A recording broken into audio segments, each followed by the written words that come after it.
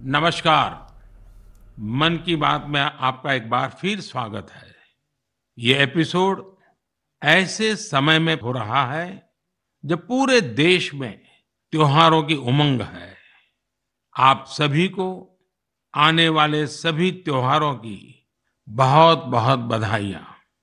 साथियों, त्योहारों की इस उमंग के बीच दिल्ली की एक खबर से ही मैं मन की बात की शुरुआत करना चाहता हूँ। इस महीने की शुरुआत में गांधी जयंती के अवसर पर दिल्ली में खादी की रिकॉर्ड बिक्री हुई। यहाँ कनॉट प्लेस में एक ही खादी स्टोर में एक ही दिन में 1.5 करोड़ रुपए से ज्यादा का सामान लोगों ने खरीदा। इस महीने चल रहे खादी महोत्सव ने एक बार फिर बिक्री के अपने सारे पुराने रिकॉर्ड तोड़ दिए हैं। आपको एक और बात जानकर भी बहुत अच्छा लगेगा।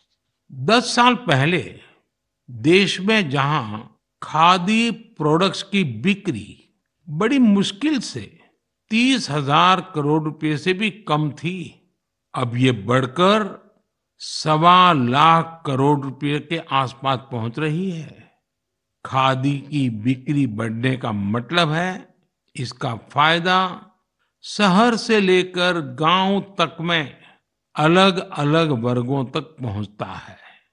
इस बिक्री का लाभ हमारे बुनकर, हस्तशिल्प के कारीगर, हमारे किसान, आयुर्वेदिक पौधे लगाने वाले, कुटीर उद्योग सबको लाभ मिल रहा है। और यही तो वोकल फॉर लोकल अभियान की ताकत है। और धीरे धीरे आप सब देशवासियों का समर्थन भी बढ़ता जा रहा है। साथियों, आज मैं अपना एक और आग्रह आपके सामने दोहराना चाहता हूं और बहुत ही आग्रह पूर्वक दोहराना चाहता हूं। जब भी आप पर्यटन पर जाएं, तीर्थाटन पर जाएं, तो वहां के स्थानीय कलाकारों के द्वारा बनाए गए उत्पादों को जरूर खरीदें। आप अपनी उस यात्रा के कुल बजट में स्थानीय उत्पादों की खरीदी को एक महत्वपूर्ण प्राथमिकता के रूप में जरूर रखें। 10% हो, 20% हो, जितना आपका बजट बैठता हो, लोकल पर जरूर खर्च करिएगा और वहीं पर खर्च कीजिएगा।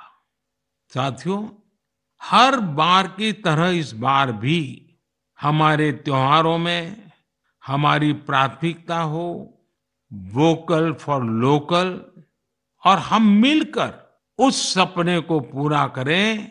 हमारा सपना है आत्मनिर्भर भारत। इस बार ऐसे प्रोडक्ट से ही घर को रोशन करें जिससे मेरे किसी देशवासी के पसीने की महक हो, मेरे देश के किसी युवा का टैलेंट हो, उसके बनने में मेरे देशवासियों को रोजगार मिला हो, रोजमर्रा की जिंदगी की कोई भी आवश्यकता हो, हम लोकल ही लेंगे। लेकिन आपको एक और बात पर गौर करना होगा। वोकल फॉर लोकल की ये भावना सिर्फ त्योहारों की खरीदारी तक के लिए सीमित नहीं है। और कहीं तो मैंने देखा है दिवाली का दिया लेते हैं और फिर सोशल मीडिया में डालते हैं वोकल फॉर लोकल। नहीं जी, वो तो शुरुआत है। हमें बहुत आगे बढ़ना है। जीवन की हर आवश्यकता हमारे देश में सब कुछ उपलब्ध है। ये विजन केवल छोटे दुकानदारों और रेहड़ी पटरी से सामान लेने तक सीमित नहीं है। आज भारत दुनिया का बड़ा मैन्युफैक्चरिंग हब बन रहा है। कई बड़े ब्रांड यहीं पर अपने प्रोडक्ट को तैयार कर रहे हैं। अगर हम उन प्रोडक्ट को अपनाते हैं तो मेक इन इंडिया को बढ़ावा मिलता है और ये भी लोकल के लिए वोकल ही होना होता है। और हाँ, ऐसे प्रोडक्ट को खरीदते समय हमारे देश की शान यूपीआई डिजिटल पेमेंट सिस्टम से पेमेंट करने के आग्रही बने, जीवन में आदत डालें और उस प्रोडक्ट के साथ या उस कारीगर के साथ सेल्फी नमो ऐप पर मेरे साथ शेयर करें और वो भी मेड इन इंडिया स्मार्टफोन से। मैं उनमें से कुछ पोस्ट को सोशल मीडिया पर शेयर करूंगा ताकि दूसरे लोगों को भी वोकल फॉर लोकल की प्रेरणा मिले।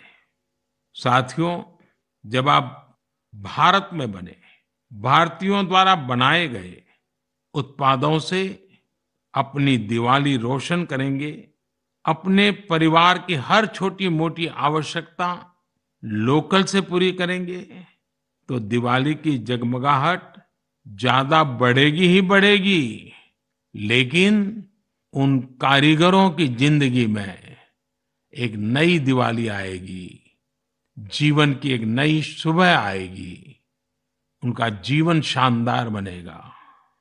भारत को आत्मनिर्भर बनाइए, मेक इन इंडिया ही चुनते जाइए, जिससे आपके साथ साथ और भी करोड़ों देशवासियों की दिवाली शानदार बने, जानदार बने, रोशन बने, दिलचस्प बने।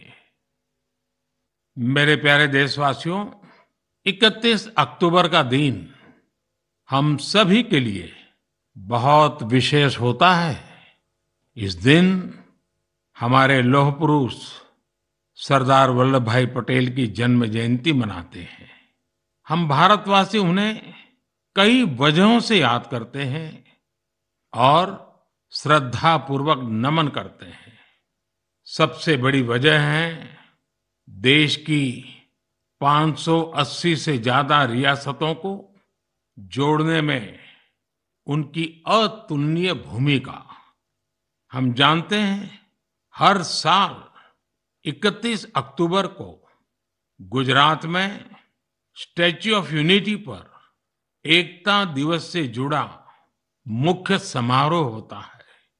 इस बार इसके अलावा दिल्ली में कर्तव्य पथ पर एक बहुत ही विशेष कार्यक्रम आयोजित हो रहा है।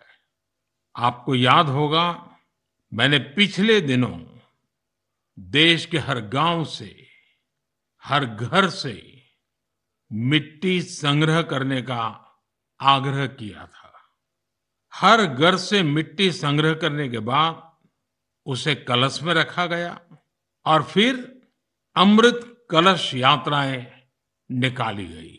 देश के कोने कोने से एकत्रित की गई ये माटी, ये हजारों अमृत कलश यात्राएं अब दिल्ली पहुंच रही है।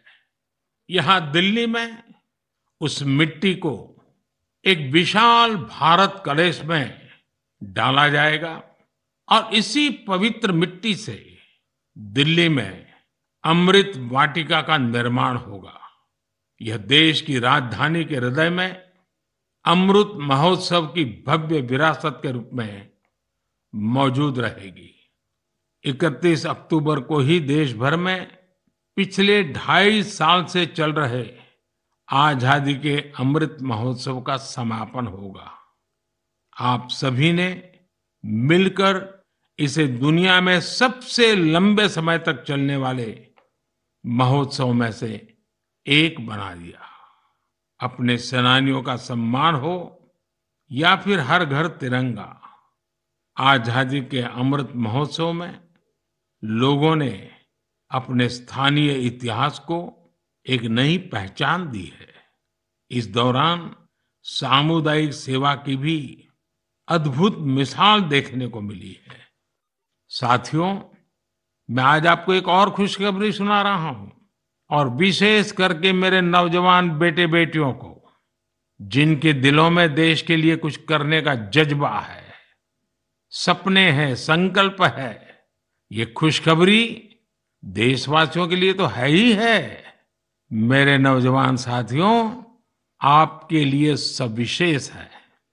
2 दिन बाद ही 31 अक्टूबर को एक बहुत बड़े राष्ट्रव्यापी संगठन की नींव रखी जा रही है, और वो भी सरदार साहब की जन्म जयंती के दिन।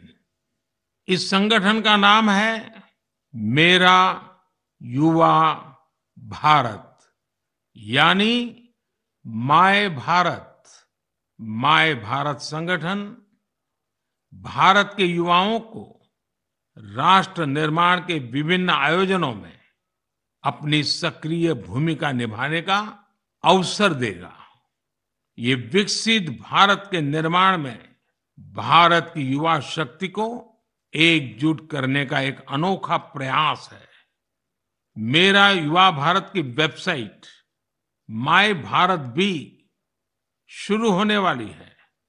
मैं युवाओं से आग्रह करूंगा, बार बार आग्रह करूंगा कि आप सभी मेरे देश के नौजवान, आप सभी मेरे देश के बेटे बेटी MyBharat.gov.in पर रजिस्टर करें और विभिन्न कार्यक्रम के लिए साइन अप करें। 31 अक्टूबर को पूर्व प्रधानमंत्री श्रीमती इंदिरा गांधी जी की पुण्यतिथि भी है। मैं उन्हें भी भावभीनी श्रद्धांजलि अर्पित करता हूं। मेरे परिवारजनों, हमारा साहित्य, लिटरेचर एक भारत श्रेष्ठ भारत की भावना को प्रगाढ़ करने के सबसे बेहतरीन माध्यमों से एक है। मैं आपके साथ तमिलनाडु की गौरवशाली विरासत से जुड़े दो बहुत ही प्रेरक प्रयासों को साझा करना चाहता हूं। मुझे तमिल की प्रसिद्ध लेखिका बहन शिवशंकरी जी के बारे में जानने का अवसर मिला है। उन्होंने एक प्रोजेक्ट किया है, नीट इंडिया थ्रू लिटरेचर। इसका मतलब है साहित्य से देश को एक धागे में पिरोना और जोड़ना। वे इस प्रोजेक्ट पर बीते 16 सालों से काम कर रही है। इस प्रोजेक्ट के जरिए उन्होंने 18 भारतीय भाषाओं में लिखे साहित्य का अनुवाद किया है। उन्होंने कई बार कन्याकुमारी से कश्मीर तक और इम्फाल से जैसलमेर तक देश भर में यात्राएं की, ताकि अलग अलग राज्यों के लेखकों और कवियों के इंटरव्यू कर सके।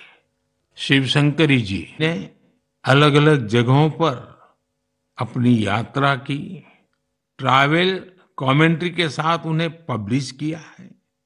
ये तमिल और अंग्रेजी दोनों भाषाओं में है। इस प्रोजेक्ट में 4 बड़े वॉल्यूम्स हैं और हर वॉल्यूम भारत के अलग अलग हिस्से को समर्पित है। मुझे उनकी इस संकल्प शक्ति पर गर्व है। साथियों, कन्याकुमारी के थिरु A.K. पेरुमल जी का काम भी बहुत प्रेरित करने वाला है। उन्होंने तमिलनाडु के ये जो स्टोरी टेलिंग ट्रेडिशन है, उसको संरक्षित करने का सराहनीय काम किया है। वे अपने इस मिशन में पिछले 40 सालों से जुटे हैं। इसके लिए वे तमिलनाडु के अलग अलग हिस्सों में ट्रैवल करते हैं और फोक आर्ट फोरम्स को खोजकर उसे अपनी बुक का हिस्सा बनाते हैं। आपको जानकर आश्चर्य होगा कि उन्होंने अब तक ऐसी करीब 100 किताबें लिख डाली हैं। इसके अलावा पेरुमल जी का एक और भी पैशन है। तमिलनाडु के टेम्पल कल्चर के बारे में रिसर्च करना उन्हें बहुत पसंद है। उन्होंने लेदर पपेट्स पर भी काफी रिसर्च की है, जिसका लाभ वहां के स्थानीय लोक कलाकारों को हो रहा है। शिवशंकरी जी और A.K. पेरुमल जी के प्रयास हर किसी के लिए एक मिसाल है। भारत को अपनी संस्कृति को सुरक्षित करने वाले ऐसे हर प्रयास पर गर्व है, जो हमारी राष्ट्रीय एकता को मजबूती देने के साथ ही देश का नाम, देश का मान सब कुछ बढ़ाएं। मेरे परिवारजनों, आने वाले 15 नवंबर को पूरा देश जनजातीय गौरव दिवस मनाएगा। ये विशेष दिन भगवान बिरसा मुंडा की जन्म जयंती से जुड़ा है। भगवान बिरसा मुंडा हम सबके हृदय में बसे हैं। सच्चा साहस क्या है और अपनी संकल्प शक्ति पर अड़िग रहना किसे कहते हैं, ये हम उनके जीवन से सीख सकते हैं। उन्होंने विदेशी शासन को कभी स्वीकार नहीं किया। उन्होंने ऐसे समाज की परिकल्पना की थी जहां अन्याय के लिए कोई जगह नहीं थी। वे चाहते थे कि हर व्यक्ति को सम्मान और समानता का जीवन मिले। भगवान बिरसा मुंडा ने प्रकृति के साथ सद्भाव से रहना, इस पर भी हमेशा जोर दिया। आज भी हम देख सकते हैं कि हमारे आदिवासी भाई बहन प्रकृति की देखभाल और उसके संरक्षण के लिए हर तरह से समर्पित है। हम सबके लिए हमारे आदिवासी भाई बहन का ये काम बहुत बड़ी प्रेरणा है। साथियों, कल यानी 30 अक्टूबर को गोविंद गुरु जी की पुण्यतिथि भी है। हमारे गुजरात और राजस्थान के आदिवासी और वंचित समुदायों के जीवन में गोविंद गुरु जी का बहुत विशेष महत्व रहा है। गोविंद गुरु जी को भी मैं अपनी श्रद्धांजलि अर्पित करता हूँ। नवंबर महीने में हम मानगढ़ नरसंहार की बरसी भी मनाते हैं। मैं उस नरसंहार में शहीद माँ भारती की सभी संतानों को नमन करता हूँ। साथियों, भारतवर्ष में आदिवासी योद्धाओं का समृद्ध इतिहास रहा है। इसी भारत भूमि पर महान तिलका मांझी ने अन्याय के खिलाफ बिंगुल फूंका था।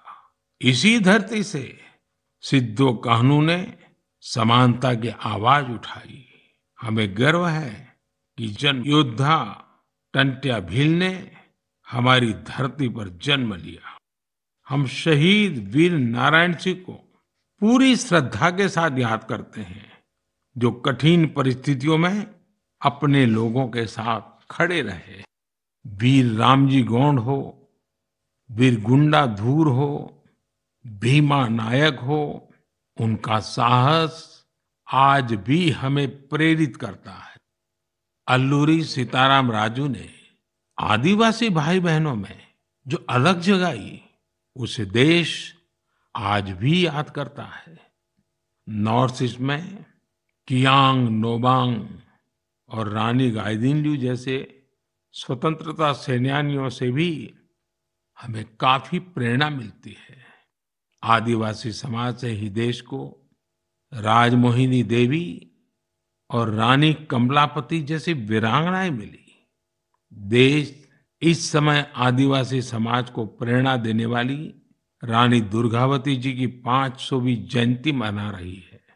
मैं आशा करता हूं कि देश के अधिक से अधिक युवा अपने क्षेत्र की आदिवासी विभूतियों के बारे में जानेंगे और उनसे प्रेरणा लेंगे। देश अपने आदिवासी समाज का कृतज्ञ है, जिन्होंने राष्ट्र के स्वाभिमान और उत्थान को हमेशा सर्वोपरि रखा है। मेरे प्यारे देशवासियों, त्योहारों के इस मौसम में इस समय देश में स्पोर्ट्स का भी परचम लहरा रहा है।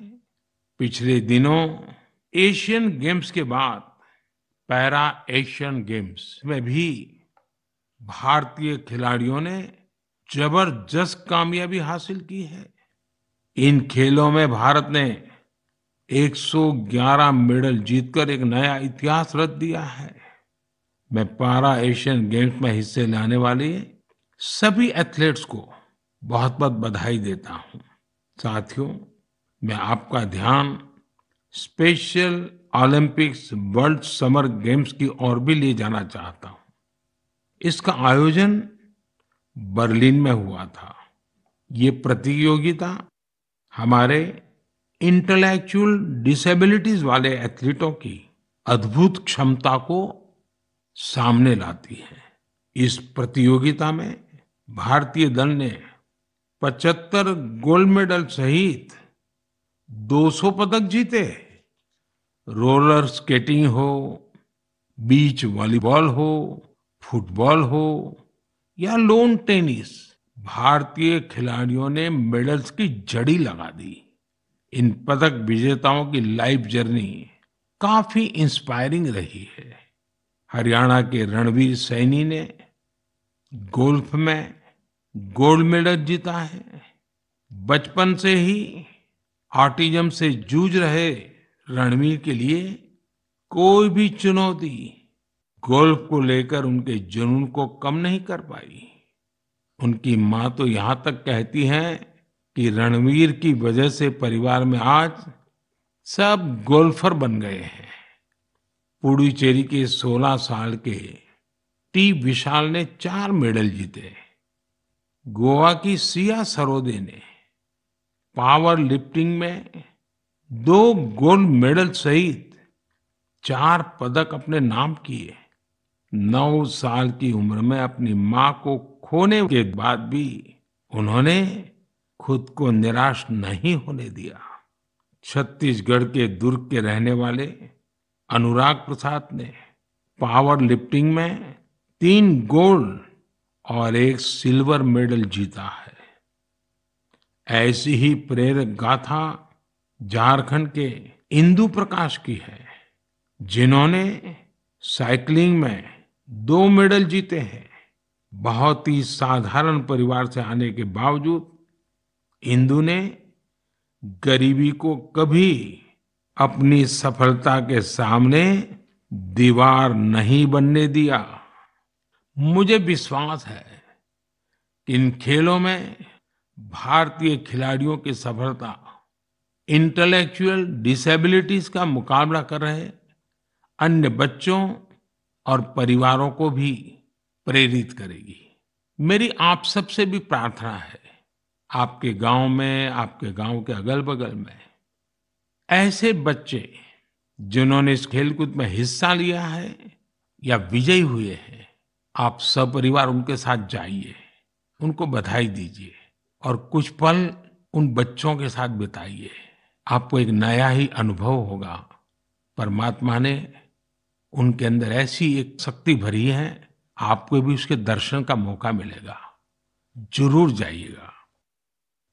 मेरे परिवारजनों, आप सभी ने गुजरात के तीर्थ क्षेत्र अंबाजी मंदिर के बारे में तो अवश्य ही सुना होगा। यह एक महत्वपूर्ण शक्तिपीठ है, जहां देश विदेश से बड़ी संख्या में श्रद्धालु मां अंबे के दर्शन के लिए पहुंचते हैं। यहाँ गब्बर पर्वत के रास्ते में आपको विभिन्न प्रकार की योग मुद्राओं और आसनों की प्रतिमाएं दिखाई देगी। क्या आप जानते हैं कि इन प्रतिमाओं की खास क्या बात है? दरअसल ये स्क्रैप से बने स्कल्पचर हैं, यानी एक प्रकार से कबाड़ से बने हुए, और जो बेहद अद्भुत है, यानी ये प्रतिमाएं इस्तेमाल हो चुकी, कबाड़ में फेंक दी गई पुरानी चीजों से बनाई गई हैं। अंबाजी शक्तिपीठ पर देवी मां के दर्शन के साथ साथ ये प्रतिमाएं भी श्रद्धालुओं के लिए आकर्षण का केंद्र बन गई है। इस प्रयास की सफलता को देखकर मेरे मन में एक सुझाव भी आ रहा है। हमारे देश में बहुत सारे ऐसे लोग हैं जो वेस्ट से इस तरह की कलाकृतियां बना सकते हैं। तो मेरा गुजरात सरकार से आग्रह है, वो एक प्रतियोगिता शुरू करे और ऐसे लोगों को आमंत्रित करे। ये प्रयास गब्बर पर्वत का आकर्षण बढ़ाने के साथ ही पूरे देश में वेस्ट टू वेल्थ अभियान के लिए लोगों को प्रेरित करेगा। साथियों, जब भी स्वच्छ भारत और वेस्ट टू वेल्थ की बात आती है, तो हमें देश के कोने कोने से अनगिनत उदाहरण देखने को मिलते हैं। असम के कामरूप मेट्रोपॉलिटन डिस्ट्रिक्ट में अक्षर फोरम इस नाम का एक स्कूल बच्चों में सस्टेनेबल डेवलपमेंट की भावना भरने का, संस्कार का एक निरंतर काम कर रहा है। यहाँ पढ़ने वाले विद्यार्थी हर हफ्ते प्लास्टिक वेस्ट जमा करते हैं, जिसका उपयोग इको फ्रेंडली ईंटें और चाबी की चेन जैसे सामान बनाने में होता है। यहाँ स्टूडेंट्स को रिसाइकलिंग और प्लास्टिक वेस्ट से प्रोडक्ट बनाना भी सिखाया जाता है। कम आयु में ही पर्यावरण के प्रति ये जागरूकता इन बच्चों को देश का एक कर्तव्यनिष्ठ नागरिक बनाने में बहुत मदद करेगी। मेरे परिवारजनों, आज जीवन का कोई ऐसा क्षेत्र नहीं जहां हमें नारी शक्ति का सामर्थ्य देखने को नहीं मिल रहा हो। इस दौर में जब हर तरफ उनकी उपलब्धियों को सराहा जा रहा है, तो हमें भक्ति की शक्ति को दिखाने वाली एक ऐसी महिला संत को भी याद रखना है, जिसका नाम इतिहास के सुनहरे पन्नों में दर्ज है। देश इस वर्ष महान संत मीराबाई की 525वीं जन्म जयंती मना रहा है। वो देश भर के लोगों के लिए कई वजहों से एक प्रेरणा शक्ति रही है। अगर किसी की संगीत में रुचि हो, तो वो संगीत के प्रति समर्पण का बड़ा उदाहरण ही है। अगर कोई कविताओं का प्रेमी हो, तो भक्ति रस में डूबे मीराबाई के भजन उसे अलग ही आनंद देते हैं। अगर कोई दैवीय शक्ति में विश्वास रखता हो, तो मीराबाई का श्री कृष्ण में लीन हो जाना उसके लिए एक बड़ी प्रेरणा बन सकता है। मीराबाई संत रविदास को अपना गुरु मानती थी। वो कहती भी थी, गुरु मिलिया रैदास दीनी ज्ञान की गुटकी। देश की माताओं, बहनों और बेटियों के लिए मीराबाई आज भी प्रेरणा पुंज है। उस कालखंड में भी उन्होंने अपने भीतर की आवाज को ही सुना और रूढ़िवादी धारणाओं के खिलाफ खड़ी हुई। एक संत के रूप में भी वे हम सबको प्रेरित करती है। वे भारतीय समाज और संस्कृति को तब सशक्त करने के लिए आगे आई, जब देश कई प्रकार के हमले झेल रहा था। सरलता और सादगी में कितनी शक्ति होती है, ये हमें मीराबाई के जीवन काल से पता चलता है। मैं संत मीराबाई को नमन करता हूँ। मेरे प्यारे परिवारजनों, इस बार मन की बात में इतना ही। आप सबके साथ होने वाला हर संवाद मुझे नई ऊर्जा से भर देता है। आपके संदेशों में उम्मीद और पॉजिटिविटी से जुड़ी सैकड़ों गाथाएं मुझ तक पहुंचती रहती है। मेरा फिर से आपसे आग्रह है, आत्मनिर्भर भारत अभियान पर बल दें, स्थानीय उत्पाद खरीदें, लोकल के लिए वोकल बने। जैसे आप अपने घरों को स्वच्छ रखते हैं, वैसे ही अपने मोहल्ले और शहर को स्वच्छ रखें। और आपको पता है, 31 अक्टूबर सरदार साहब की जयंती देश एकता के दिवस के रूप में मनाती है। देश के अनेक स्थानों पर रन फॉर यूनिटी के कार्यक्रम होते हैं। आप भी 31 अक्टूबर को रन फॉर यूनिटी के कार्यक्रम को आयोजित करें। बहुत बड़ी मात्रा में आप भी जुड़े, एकता के संकल्प को मजबूत करें। एक बार फिर मैं आने वाले त्योहारों के लिए अनेक अनेक शुभकामनाएं देता हूं। आप सभी परिवार समेत खुशियां मनाएं, स्वस्थ रहें, आनंद में रहें, यही मेरी कामना है।